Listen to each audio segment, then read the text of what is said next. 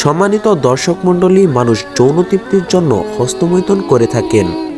বেশিরভাগ প্রাপ্তবয়স্করা সঙ্গীর অভাব ও নিজেদের যৌন ক্ষুধা নিবারণের জন্য এই কাজটি করে থাকেন। বর্তমানে এটি আরও অনেক জনপ্রিয় হয়ে উঠেছে, কারণ এখনকার যুব সমাজ এই বিষয় নিয়ে আলোচনা অনেক খোলামেলা এবং নিজেদের মধ্যে আলোচনাতেও অনেক বেশি স্বাচ্ছন্দ্য বোধ করে। পূর্বে এটিকে পাপ হিসাবে গণ্য করা হতো, কারণ মানুষ নিজেদের যৌন তৃপ্তির বিষয়ে অজ্ঞ ছিলেন এবং এটিকে ট্যাবু বলে মনে করতেন। সম্মানিত দর্শক মণ্ডলী, আজকের ভিডিওতে আমরা জানব হস্তমৈথুন নিয়ে ইসলাম কি বলে।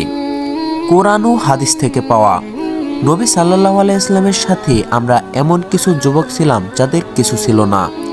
তখন রাসূলুল্লাহ সাল্লাল্লাহু আলাইহি ওয়াসাল্লাম বললেন, হে যুবকরা, তোমাদের মধ্যে যার বিয়ের বয়স হয়েছে, বিয়ের খরচ বহন ও শারীরিক সামর্থ্য রয়েছে, সে যেন বিয়ে করে ফেলে, কেননা তা তার দৃষ্টি নিম্নগামী রাখতে ও লজ্জাস্থানকে হেফাজত করায় সহায়ক হয়।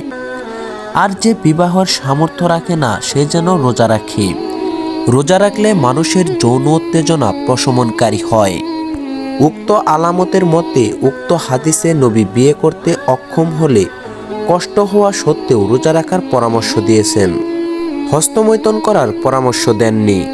যদিও হস্তমৈথুনের প্রতি আগ্রহ বেশি থাকে, হস্তমৈথুন করা রোজা রাখার চেয়েও সহজ, কিন্তু পদোপরি তিনি সে অনুমতি দেননি।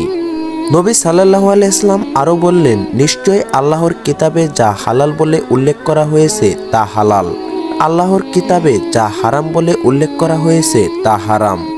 সূরা মুমিনুন আয়াত 5 থেকে 6 বলা হয়েছে, স্ত্রী বা দাসী ছাড়া অন্য সবার ক্ষেত্রে লজ্জাহীন হেফাজত করতে হবে। উল্লেখ করার মাধ্যমে স্ত্রী ও দাসী ছাড়া অন্য কেউ হারাম হওয়ার ব্যাপারে আয়াতটি সুস্পষ্ট।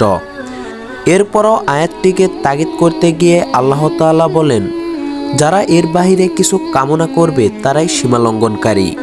সুতরাং স্ত্রী বা দাসী ছাড়া অন্য ক্ষেত্রে পুরুষাঙ্গ ব্যবহার করা বৈধ হবে না। সম্মানিত দর্শক মণ্ডলী, যারা বিবাহ করতে সক্ষম নয় তারা যেন সংযম অবলম্বন করে, যে পর্যন্ত মহান আল্লাহ তাআলা নিজ অনুগ্রহে তাদেরকে অবিমুক্ত করে দেন। সম্মানিত ভিউয়ার্স, এক্ষেত্রে বোঝা যায় কোরআন ও হাদিসের দৃষ্টিতে হস্তমৈথুন সম্পূর্ণ অবৈধ।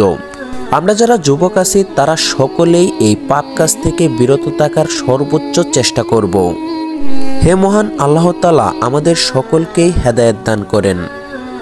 সম্মানিত দর্শক মণ্ডলী, আমাদের ভিডিওটি যদি আপনার ভালো লেগে থাকে তাহলে অবশ্যই আমাদের চ্যানেলটি সাবস্ক্রাইব করে পাশে থাকেন, যাতে নতুন কোনো ভিডিও ছাড়ার সাথে সাথেই আপনি নোটিফিকেশন পেয়ে যান।